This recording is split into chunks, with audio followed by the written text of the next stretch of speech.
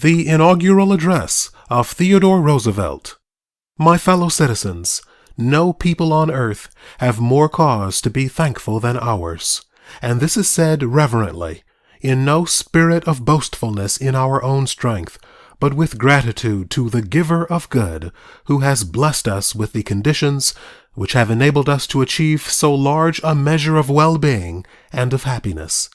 To us as a people, it has been granted to lay the foundations of our national life in a new continent.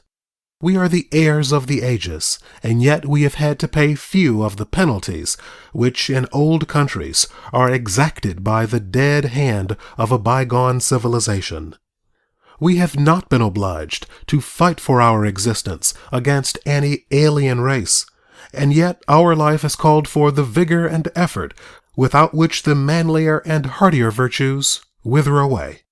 Under such conditions, it would be our own fault if we failed, and the success which we have had in the past, the success which we confidently believe the future will bring, should cause in us no feeling of vainglory, but rather a deep and abiding realization of all which life has offered us.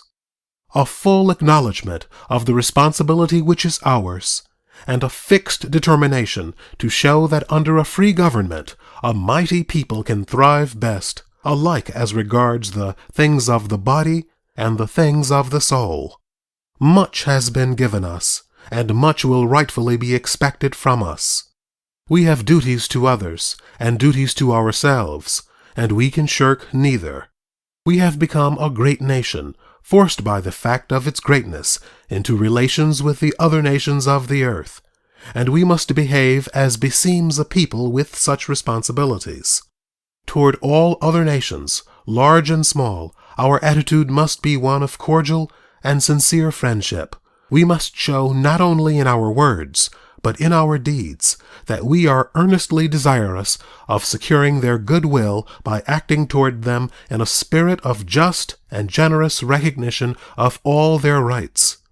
But justice and generosity in a nation, as in an individual, count most when shown not by the weak, but by the strong.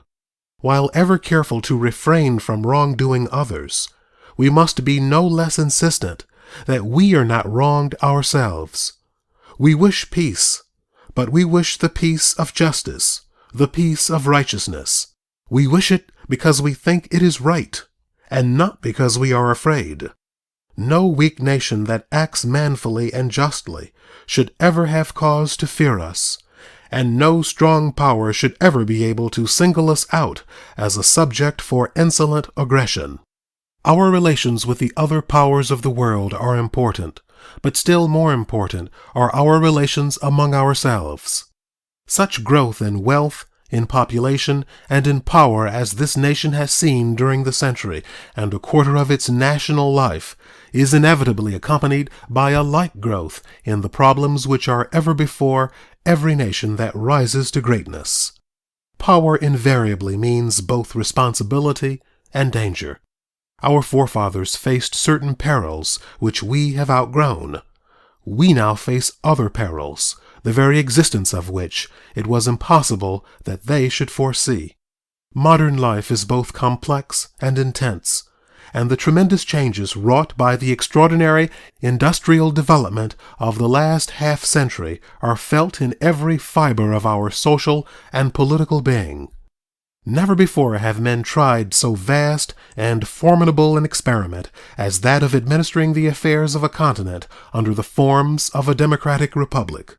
The conditions which have told for our marvelous material well-being, which have developed to a very high degree our energy, self-reliance, and individual initiative, have also brought the care and anxiety inseparable from the accumulation of great wealth in industrial centers. Upon the success of our experiment much depends, not only as regards our own welfare, but as regards the welfare of mankind. If we fail, the cause of free self-government throughout the world will rock to its foundations, and therefore our responsibility is heavy, to ourselves, to the world as it is today, and to the generations yet unborn. There is no good reason why we should fear the future, but there is every reason why we should face it seriously, neither hiding from ourselves the gravity of the problems before us, nor fearing to approach these problems with the unbending, unflinching purpose to solve them aright. Yet, after all, though the problems are new, though the tasks set before us differ from the tasks set before our fathers who founded and preserved this republic, the spirit in which these tasks must be undertaken and these problems faced, if our duty is to be well done, remains essentially unchanged. We know that self-government is difficult. We know that no people needs such high traits of character as that people which seeks to govern its affairs aright through the freely expressed will of the free men who compose it. But we have faith that we shall not prove false to the memories of the men of the mighty past. They did their work. They left us the splendid heritage we now enjoy. We, in our turn, have an assured confidence that we shall be able to leave this heritage unwasted and enlarged to our children and our children's children.